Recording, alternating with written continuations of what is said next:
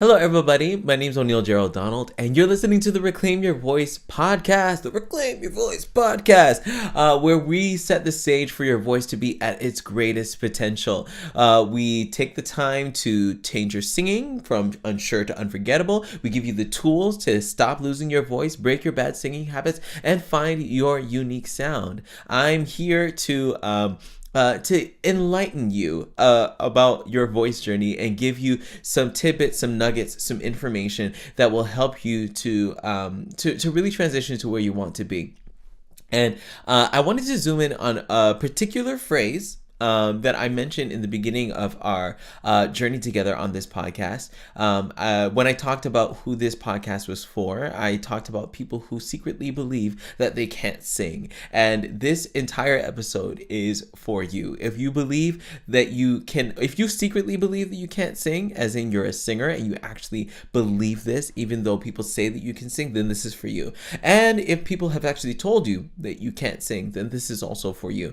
I really feel strongly and very passionate about this statement because I feel like it actually steps out of the bounds of whoever's saying it is actually stepping outside of their boundaries and heading into the life of someone else and robbing them of their singing.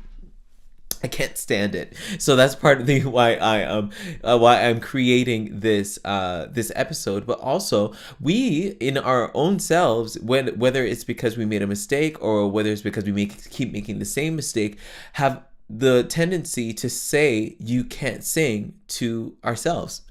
We tend to be our own worst critic and say that to ourselves. And so whether it's us saying that we can't, whether it's us, saying that we can't sing and thus we don't sing at all. It could also mean that we don't use particular parts of our range. This statement, you can't sing, has so many different ways that it can show up, or the effects of it can show up in somebody else's life.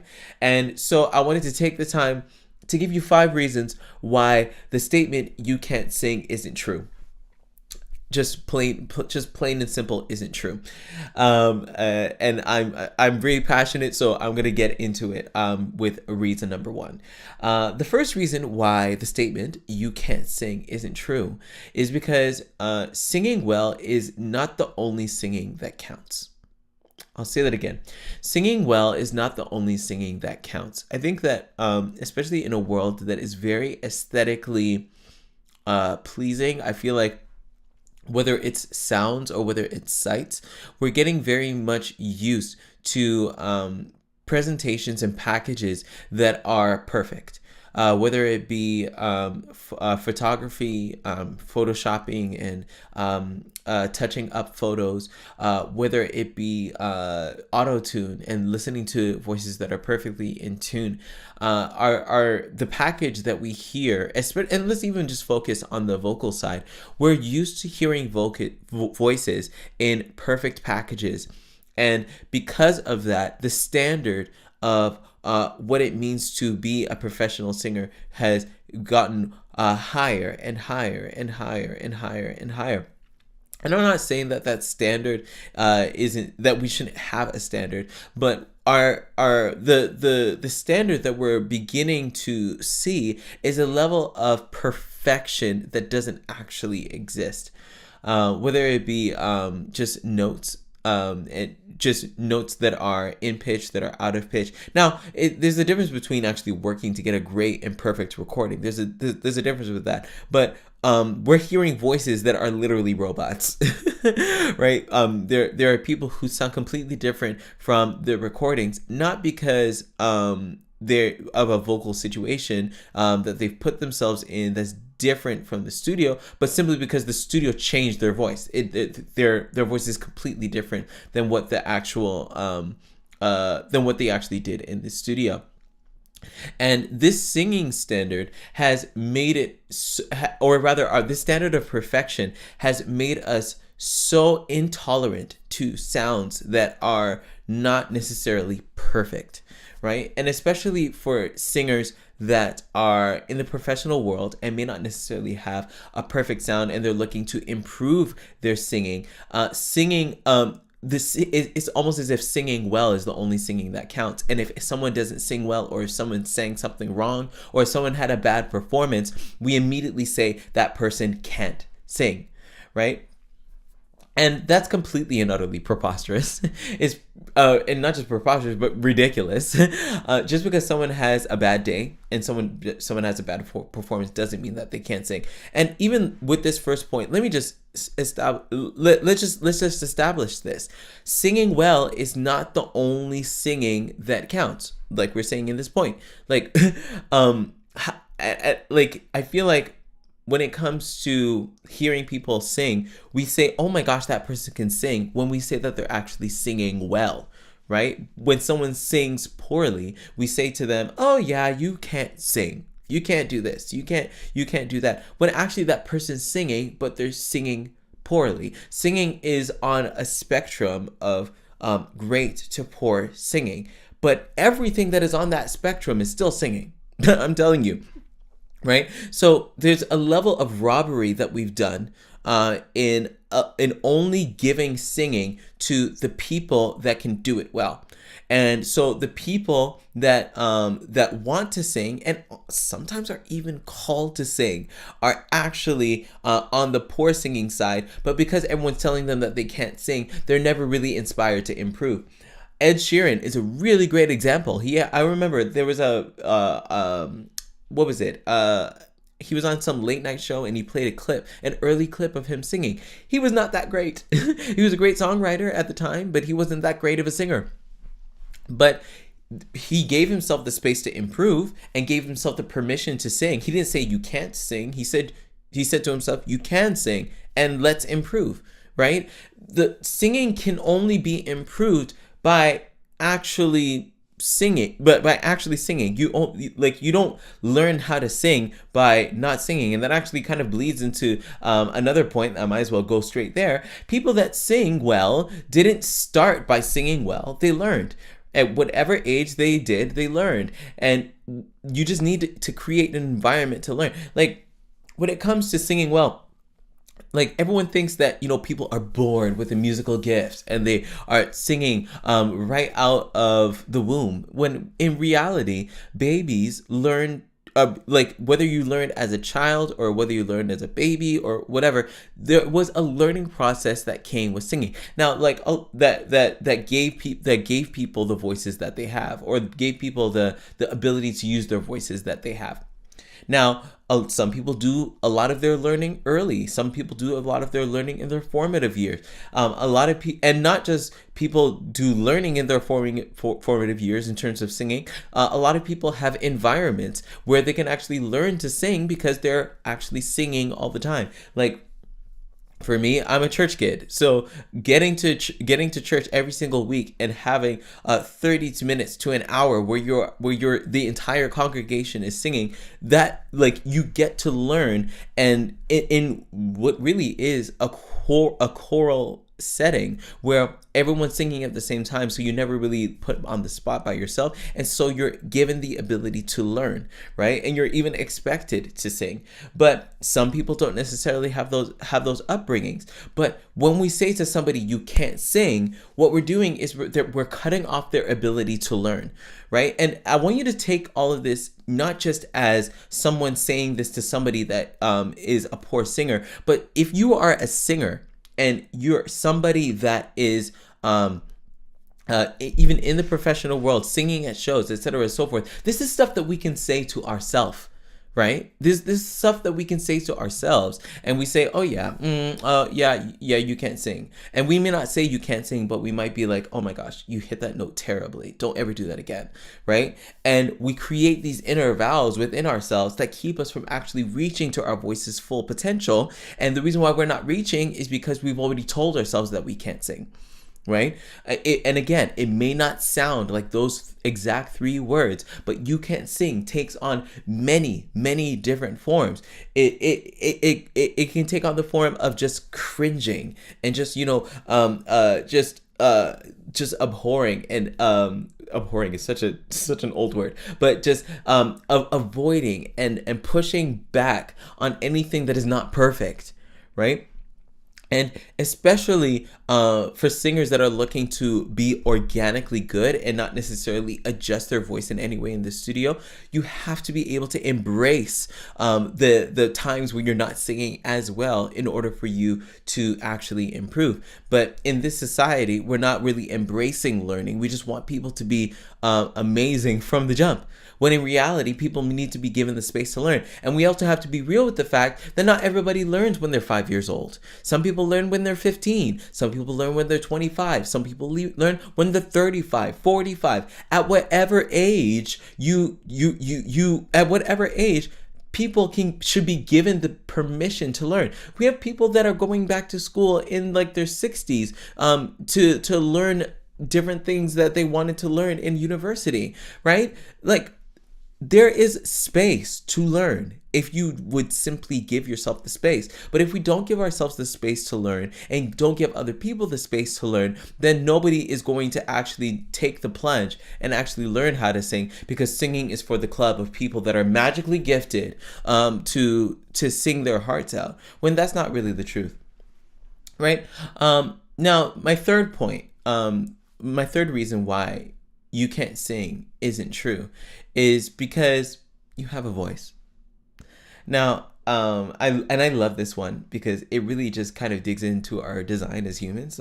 As humans, everyone is given a voice, right? It would be different if every single person in the world was given a piano, right? Not everyone in the world is given a piano at birth, right? So not all of us play piano. But every single person in the world is given a voice. And by that I mean, we don't like, people who play instruments aren't born with their instruments in hand, right? They go out and they learn those musical instruments. But all of us that are able to speak have been given an instrument that is our vocal folds, or like our ability to use our voices. And sure, we can use it to speak, but every single person that is speaking, and that is a majority of the world, has the ability to use their voice in a musical way, right? Why would we be given such a gift if we weren't meant to use it? Right. And one thing that I love to pull from is also the Bible, because the Bible actually has all over it encouragements for humans to sing every single place, like in so many different ways. People are just commanded to sing because we all can do it, right? We like someone that was born 2,000 years ago or 4,000 years ago couldn't play an electric guitar because they didn't have an electric car, but they could sing because they had a voice, right? Like, having a voice, just simply having it, is such a privilege and a joy that if you really dug into really the reasoning and really just kind of focused on the fact that you have a voice, like, that in itself gives you the permission to use it however you want to express yourself, right? And singing is definitely one of those different things. And I guess that one kind of speaks for itself, because it's like, why would you not use what you were given? It makes more sense to use it than to not use it. And of course, people use their voices to communicate. But again, all you have to do in order to sing is just change the use and just begin singing a song that you love, or singing something that reminds you of something, right? Singing is singing is a musical act that is innately a part of us, right? Even if you want to speak technically, our voices and our speaking voices are actually songs, if you think of it. Like, I may not necessarily be singing notes up and down, but I may not necessarily be singing specific notes when I'm speaking, but I am speaking at different notes and pitches. If I held out those pitches that I was singing at, they would be musical notes, right? Singing is a regular part of our communication, right? How much more should we give ourselves the permission to use our voices in a musical way? and then my fourth point, we talked about singing well is not the only singing that counts. People that sing didn't start by singing well; they learned. We talked about us having a voice, and I want to talk about the fact that you like singing. Now, here's the thing. Unfortunately, a lot of us have been traumatized by the singing police, the people that are, I guess, that call themselves the gatekeepers of music, who are musically adept and complete virtuosos, and they can do anything with their voices, and therefore they have the authority and ability to tell everybody else what to do. And we're going to talk about them in a little bit, but a lot of us have been traumatized by those type of people who have said, oh no, you can't sing. And so we shut ourselves down. And as a result of that trauma. But in reality, if you were to go back to before that, if you chances are you actually do like singing. And you actually liked singing before the trauma. Like if there wasn't a traumatic experience on the other side of singing, or if there wasn't potential for a traumatic experience on the other side of singing, such as somebody rejecting your voice and saying that you can't sing, I think a lot more people would sing more unapologetically. But because of that possibility of being rejected, that possibility of being shut down, so many people go silent. And they don't use what God's given them simply because of that fear of being rejected. And a lot of people parade that fear, or they wear that fear because they've been rejected before, their voice has been rejected before. But if you go to before that rejection happened, you actually liked singing. Especially if you're listening this far into this podcast, you liked singing, right? And the fact that we like singing and we have a desire to do it, right? It's not something that hurts anybody. It's not something that's wrong, right? Singing is one of the few things that it's hard to even morally put something on it. There are countries where there are certain songs that are banned, etc., and so forth. But singing generally is something that's pretty morally neutral, right? And so everyone should just be given the permission to like singing, and it's okay to like it. But what's happened is that a lot of people have been told that they can't sing, and so they say that they don't like it. But what they're really doing is just recounting the trauma that they've experienced, and so they don't like singing. But actually, they like singing, but they just don't want to experience the rejection, right?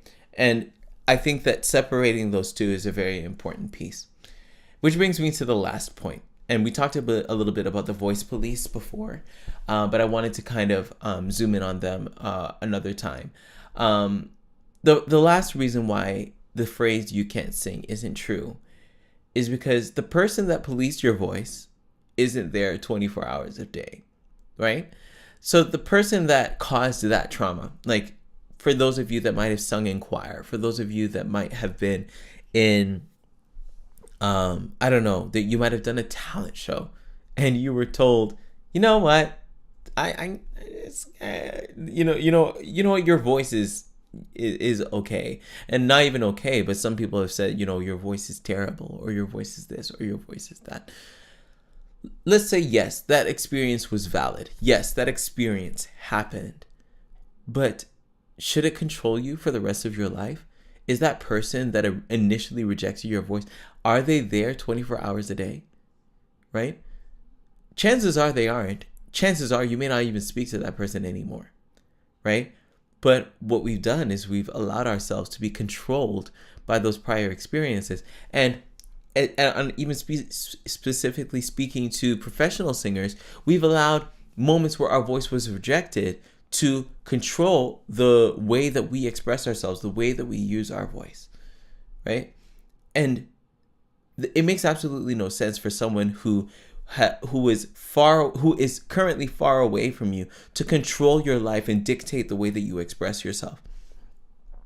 And that's the reason why I've really committed myself to helping you reclaim your voice, because it's not enough to just walk through life unfulfilled because you're not doing what you've been called to do this entire time. And here's the thing. If you're listening this far in this podcast, right, maybe you're being slightly entertained by my mannerisms and my the way that I talk. But most likely, if you're listening to this far in the podcast, you really identify with what I'm saying. And you're probably in that cage of just wanting to allow yourself to use your voice to its fullest potential. And that's why I've actually created time for you to be able to speak with me and take some time to just look at where you're at with your voice, to talk to the Reclaim Your Voice team, and just really start the process of getting your voice back and allowing your voice to be a tool of your own use, and not just something that is controlled by whether or not somebody wants you to use it or not. So I want you to go to reclaimyourvoice.ca/call and book a call with me, and specifically a voice breakthrough call, because there we're going to be able to talk to you a little bit about the steps that we can take to getting you from where you are currently vocally, and even specifically where you are in rejecting your own voice and rejecting your own singing, to actually using your voice in a way that is personally affirming and edifying, and in a way that is edifying and personally affirmational affirming to others. Right?